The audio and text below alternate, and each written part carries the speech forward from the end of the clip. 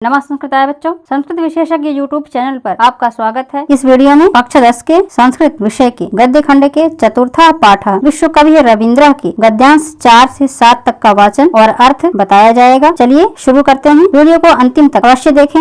वैभवशाली भवनस्य पृष्ठभागे एकम कमनीयम सरः आसीत्। वैभवशाली भवन के पिछले भाग में एक सुंदर तालाब था। यस्य दक्षिण प्रति नारिकेल तरुणाम पंक्ति राजते। इसमें जिसके दक्षिणी तट पर नारियल के पेड़ों की पंक्ति सुशोभित हो रही थी।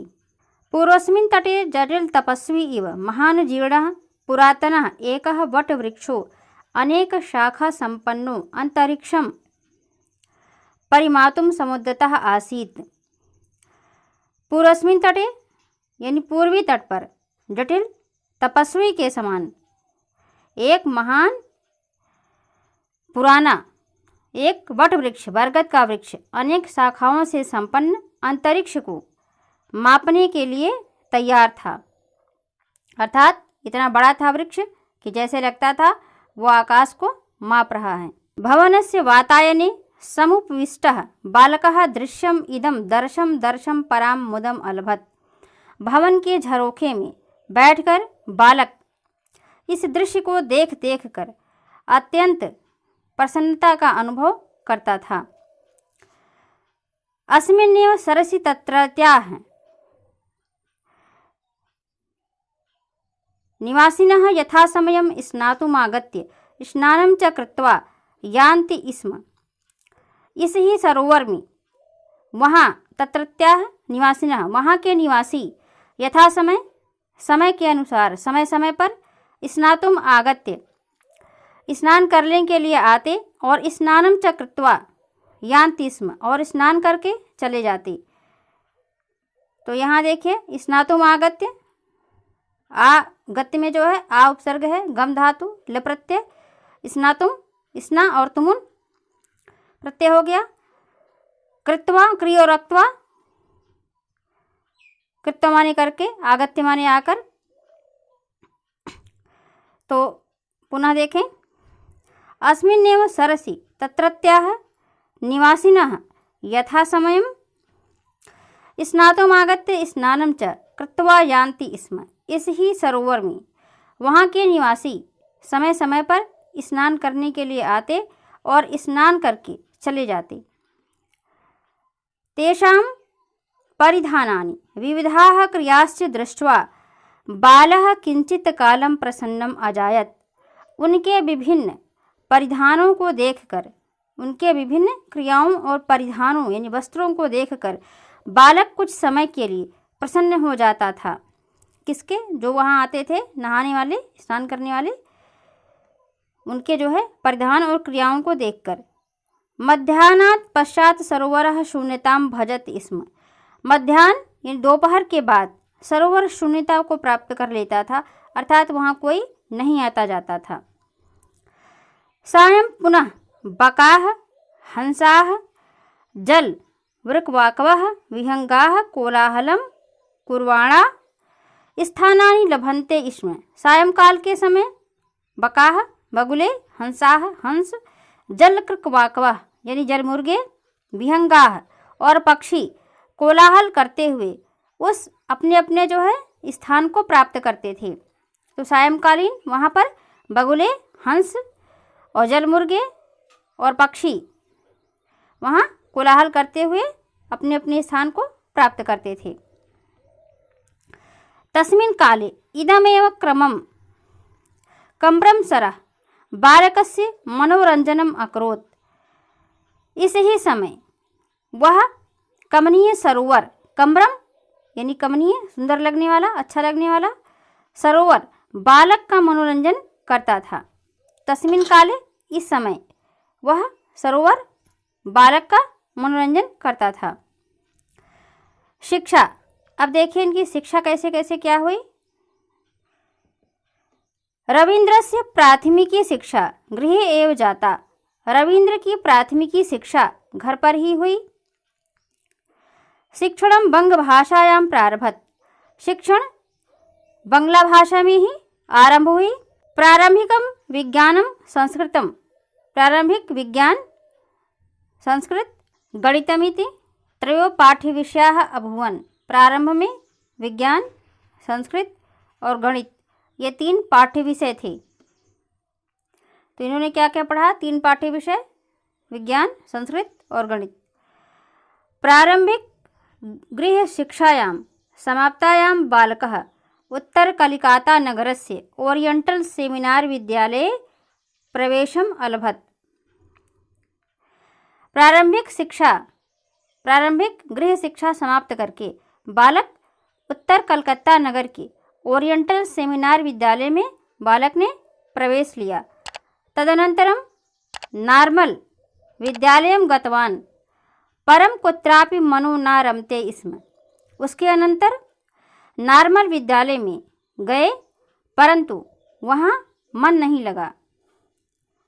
कहीं भी अर्थात दोनों विद्यालयों में पढ़ने में मन नहीं लगा। सर्वत्र अध्यापकानां स्वेच्छाचरणं सहपाठिनां तुच्छा रुचि आप्रियान् स्वभावांश्च विलोक्य मनो नारिमि। सभी जगह अध्यापकों के स्वेच्छाचरण यानी मनमाना आचरण और सहपाठियों के तुच्छ रुचि और अप्रिय स्वभावाश्च और अप्रिय स्वभावों को देखकर उनका मन नहीं रमा, अर्थात उनका मन दोनों विद्यालयों में नहीं लगा। विलोक्य में वि उपसर्ग, लोक धातु और ल प्रत्यय हो गया। अतः शून्यायाम घटिकायां मध्यावकाशे अपि च एकांतिकं जीवनं बालकाय रोचते स्म। इसलिए शून्य घंटियों में और मध्यावकाश के समय भी एकांतिक जीवन यानी एकांत में रहने का जीवन बालक को अच्छा लगने लगा। कुल अर्थात जो है उनके पास कोई मित्र नहीं थे, वह शून्य घंटियों में और मध्यावकाश में अकेले ही रहते थे। बालकस्य मनः विद्यालयेषु न रमते इति विचिन्त्य, बालक का मन विद्यालय में नहीं लग रहा है ऐसा विचार करके, विचिंत्य में वि उपसर्ग, चिंत धातु, ल प्रत्यय, विचार करके, जनको देवेंद्रनाथ पिता जो है देवेंद्रनाथ ने 370 अधिकाष्ट 10 ख्रीष्टाब्दे सूनोः उपनयन संस्कारं विधाय तम स्वेन सार्धमेव हिमालयम अनयत। तो उनके पिता ने क्या किया?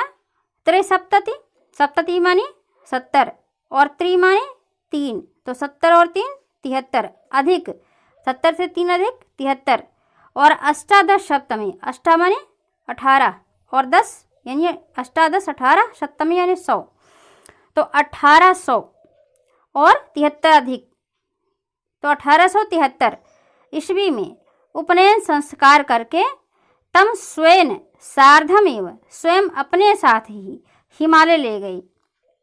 वह अपने साथ कहाँ ले गए? हिमालय ले गई। तत्र पितुः संपर्केण बालकस्य मनः स्वच्छताम अभजत। वहाँ पिता के संपर्क से बालक का मन स्वच्छता को प्राप्त हो गया, अर्थात उनका मन जो है स्वस्थ हो गया। तत्र भवनस्य पृष्ठभागे हिमाच्छादिताः पर्वतश्रेण्याः आसन्। वहाँ उनके भवन के पिछले भाग में हिमालय से ढकी हुई पर्वत श्रेणियाँ थीं। वहाँ का जो भवन था तो उसके जो है पीछे के भाग में हिमालय से ढकी हुई पर्वत श्रेणियाँ थीं। भवनाभिमुखम शोभनानि शाद्वलानि क्षेत्राणि राजन्ते स्म। भवन के सामने अभिमुखम शोभनानि, घर के सामने शोभनानि सुंदर और साद्वलानि श्रेणानि राजते क्षेत्राणि राजन्ते स्म। और सुंदर जो है विशाल क्षेत्र थे, सुशोभित हो रहे थे। भवन के सामने सुंदर विशाल क्षेत्र सुशोभित हो रहे थे और पीछे क्या था? हिमालय से आच्छादित, हिम से आच्छादित पर्वत श्रेणियाँ थीं। अत्र त्यम प्राकृतिकं जीवनं बालकस्य मनो नितरां रमयत। यहाँ का प्राकृतिक जीवन बालक के मन को अत्यधिक रमणीय यानी अच्छा लगा। बालक के मन को यहाँ का प्राकृतिक जीवन अत्यधिक अच्छा लगा। जनको देवेंद्रनाथः प्रतिदिवसं नवीनया पद्धत्या पाठयति स्म। पिता देवेंद्रनाथ प्रतिदिन नवीन पद्धति से पढ़ाते थे। पितुः पाठन शैली बालकाय रोचते स्म। पिता की पाठन शैली बालक को अच्छी लगती थी। कालांतरम हिमालयात् प्रतिनिवृत्य पुनः विद्यालयीयां शिक्षां लेभे। कालांतरम यानी कुछ समय के पश्चात हिमालय से लौटकर पुनः विद्यालय शिक्षा को प्राप्त किया। सप्तदश वर्ष देशीयो रवींद्रनाथः अष्टसप्तति अधिकाष्टदशशततमे ईस्व्याब्दे सितंबर मासे भ्राता न्यायाधीशेन सत्येन्द्रनाथेन सार्धं विधिशास्त्रम् अध्येतुं लंदन नगरम गतवान। तो 10 वर्ष, 7 और 10 17 हो गया।